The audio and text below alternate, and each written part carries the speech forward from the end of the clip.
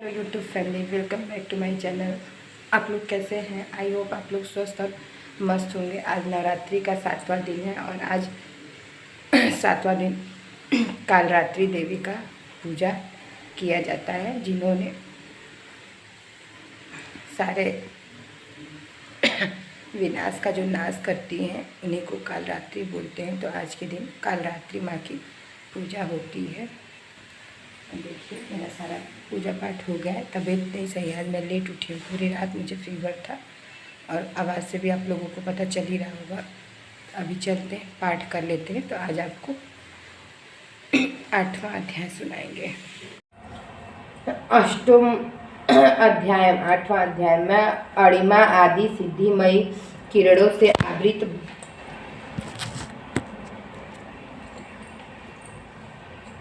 से आवृत भवानी का ध्यान करता हूँ। उनके शरीर का रंग लाल है, नेत्रों में करुणा लहरा रही है तथा हाथों में 5 अंकुश बाण और धनुष शोभा पाते। ऋषि कहते, चंड और मंड नामक दैत्यों के मारे जाने तथा बहुत सी सेना का संहार हो जाने पर दैत्यों के राजा प्रतापी शुंभ के मन में बड़ा क्रोध हुआ और उसने दैत्यों की संपूर्ण सेना को युद्ध के लिए कूच करने की आज्ञा दी। वह बोला, आज उदायुद्ध नाम के 86 दैत्य सेनापति अपने सेनाओं के साथ युद्ध के लिए प्रस्थान करें। कंबू नाम वाले दैत्यों के 84 सेना नायक अपनी वाहिनी से घिरे हुए यात्रा करें। 50 कोटि वीर्य कुल के और 100 धर्म कुल के असुर सेनापति मेरी आज्ञा से सेना सहित कूच करें। कालक, दहर्द, मौर्य और काल के असुर भी युद्ध के लिए तैयार हो मेरी आज्ञा से तुरंत प्रस्थान करे। भयानक शासन करने वाला असुर राज शुंभ इस प्रकार आज्ञा दे सहस्त्रों बड़ी बड़ी सेनाओं के साथ युद्ध के लिए प्रस्थित हुआ। उसकी अत्यंत भयंकर सेना आती देख चंडिका ने अपनी धनुष की टंकार से पृथ्वी और आकाश के बीच का भाग गुंजा दिया। राजन, तदंतर देवी के सिंह ने भी बड़े जोर जोर से दहाड़ना आरंभ किया। फिर अंबिका ने घंटे के शब्द से उस ध्वनि को और भी बढ़ा दिया। धनुष की टंकार, सिंह की दहाड़ और घंटे की ध्वनि से संपूर्ण दिशाएं गूंज उठी। उस भयंकर शब्द से काली ने अपनी विकराल मुख को और भी बढ़ा लिया तथा इस प्रकार वे विजयनी हुई। उस तुमुल नाद को सुनकर दैत्यों की सेनाओं ने चारों ओर से आकर चंडिका देवी, सिंह तथा काली देवी को क्रोधपूर्वक घेर लिया। राजन, इसी बीच में असुरों के विनाश तथा देवताओं के अभ्युदय के लिए ब्रह्मा, शिव, कार्तिकेय तथा विष्णु तथा इंद्र आदि देवों की शक्तियां जो अत्यंत पराक्रम और बल से संपन्न थी, उनके शरीर से निकलकर उन्हीं के रूप में चंडिका देवी के पास गए। जिस देवता का जैसा रूप, वैसी वेशभूषा और जैसा वाहन, ठीक वैसे ही साधनों से संपन्न हो उसकी शक्ति असुरों से युद्ध करने के लिए आई। सबसे पहले हंस युक्त विमान पर बैठी हुई अक्षसूत्र और कमंडलू से सुशोभित ब्रह्मा जी की शक्ति उपस्थित हुई, जिसे ब्राह्मणी कहते हैं। महादेव जी की शक्ति वृषभ पर आरूढ़ हो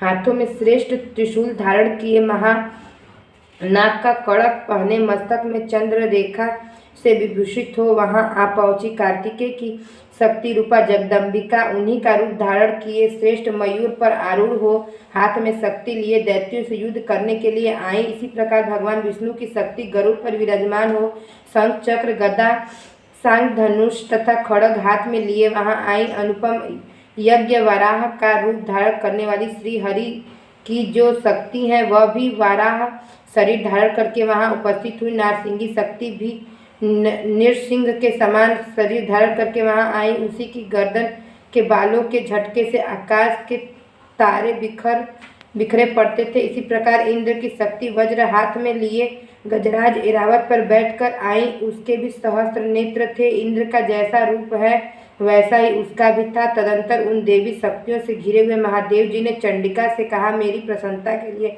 तुम शीघ्र ही इन असुरों का संहार करो। तब देवी के शरीर से अत्यंत भयानक और परम उग्र चंडिका शक्ति प्रकट हुई, जो सैकड़ों गिद्दड़ियों की भांति आवाज करने वाली थी। उस अपराजिता देवी ने धूमिल जटा वाले महादेव जी से कहा, भगवान, आप शुंभ निशुंभ के पास दूत बनकर जाइए और उन अत्यंत गर्वीले दानव शुम्भ एवं निशुम्भ दोनों से कहिए, साथ ही उनके अतिरिक्त भी जो दानव युद्ध के लिए वहां उपस्थित हो उनको भी यह संदेश दीजिए, दैत्यों, यदि तुम जीवित रहना चाहते हो तो पाताल को लौट जाओ, इंद्र को त्रिलोकी का राज्य मिल जाए और देवता यज्ञ भाग का उपभोग करे।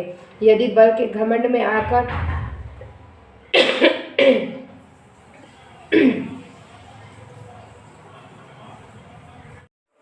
मैं मार्केट में गई थी, साड़ी और कुर्ता वगैरह इनके लिए ली, वो सब सूट नहीं कर पाई हूँ। बस ये पूजा का जो सामान ले रही हूँ ये मैंने सूट किया, क्योंकि इस समय मार्केट में बहुत भीड़ है, करवा चौथ वगैरह का, नवरात्रि का, तो बस थोड़ा सा सूट कर लिया। अभी मैं गई थी मार्केट से सारा सामान लाई हूँ। अब मैं जा रही हूँ अपने ससुराल सबको कहने के लिए, पूजा में आने के लिए। और जो पूजा का थोड़ा बहुत सामान है, जैसे होता है ना फूल का बर्तन वगैरह चाहिए होता है, तो सब घर पे रखा हुआ है, तो वही जा रहे हैं लेने। तबीयत नहीं सही है लेकिन फिर भी सारा काम इसी में करना पड़ रहा है, क्योंकि पूजा है, मन एकदम नहीं कर रहा है चलने का, लेकिन फिर भी देखिए अब मैं ससुराल के लिए निकल रही हूँ।